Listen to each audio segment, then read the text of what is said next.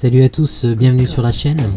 Aujourd'hui donc j'avais envie de vous parler de Black Phone 2 que j'attendais avec impatience vu que ce premier volet avait été évoqué sur la chaîne il y a quelques temps.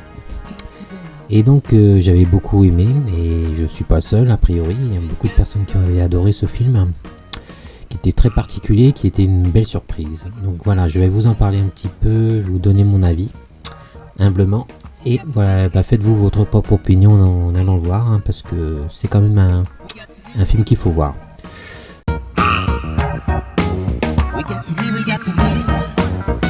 Black Phone 2 fait donc suite à Black Phone 1, sorti en 2021. Une surprise, une réussite pour ce petit film d'horreur intimiste, d'après une nouvelle de Joe Hill, donc le fiston de Stephen King, paru dans le recueil Fantôme Histoire Trouble. Le succès fut immédiat, tant critique que financier, mais on ne s'attendait pas à avoir une suite. Le tueur, appelé le grabbeur ou l'attrapeur en français, était éliminé par Finn, le jeune garçon kidnappé qui se battait pour sa vie. Pourtant, l'idée pitchée par Joe Hill aux deux scénaristes Derrickson et C. Robert Cargill, le tueur passé de l'autre côté devient un fantôme à son tour et cherche à se venger, leur plaît immédiatement, comme celle de faire que son masque devient, dans l'au-delà, partie intégrante de son anatomie.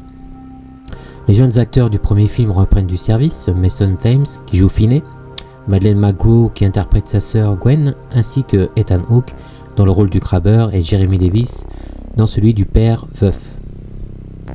Dès le générique de toute beauté, on comprend qu'on va retrouver l'ambiance malaisante du premier, à travers l'utilisation plus fréquente du Super 8, une pellicule qui ne pardonne pas en cas de ratage.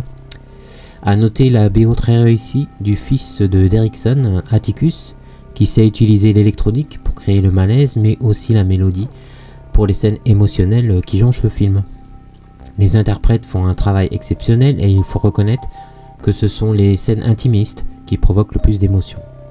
Car en passant de l'autre côté du miroir, le grabbeur perd en mystère et devient une caricature d'entité maléfique un brin trop démonstrative. Certes, les images sont belles, mais on s'ennuie vite à travers les allers-retours incessants dans la psyché de la jeune Gwen, qui devient la cible du fantôme tueur et qui devient ainsi le personnage principal. Et les personnages autour semblent impuissants et deviennent un peu inutiles. Alors que le premier film se focalisait sur la confrontation bien réelle entre Finn et le grabbeur, l'action se situe sur un plan parallèle qui paraît intangible et donc moins impactant. Pourtant, les scènes violentes qui y ont lieu ont des répercussions réelles sur les personnages dans notre réalité, et là on passe dans un autre film qui évoque davantage la série des Freddy que le thriller surnaturel du premier volet. Et cela est décevant, car on tombe dans le déjà-vu, et même si on comprend qu'il s'agit de la suite logique du concept initial, on est moins impliqué. On s'amusera du retour de l'acteur Miguel Mora, qui jouait l'ado badass Robin dans le premier volet, qui défendait Finn dans le premier film. Et là, il interprète le personnage d'Ernesto, donc son frère, le frère de Robin, qui est le love interest de Gwen.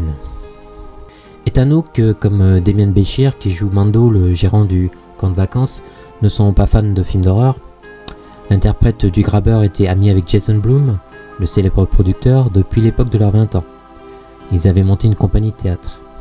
Les décors sont pour la plupart réels et, contrairement à ce qu'on pourrait croire, n'ont pas été retouchés numériquement.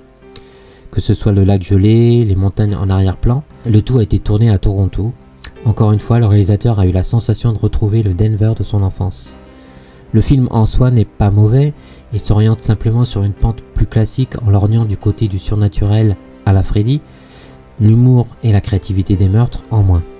Cette orientation assumée et quelque part logique vers le paranormal nous détache au niveau émotionnel par rapport au premier volet. Cependant, il creuse l'histoire de la famille Blake et notamment la mort de la mère évoquée dans le premier volet, ce qui nous donne des scènes très touchantes, se basant uniquement sur le jeu des acteurs. Donc en conclusion, une suite quelque peu décevante en ce qui me concerne, mais non dénuée de qualité, tant visuelle que narrative. Une ambiance toujours singulière, mais avait-on envie que le grabbeur devienne ce boogeyman surnaturel? Pas si sûr. Je vous souhaite quand même un bon visionnage si vous allez le voir, je vous dis bon film et à bientôt sur la chaîne si vous le souhaitez. Salut!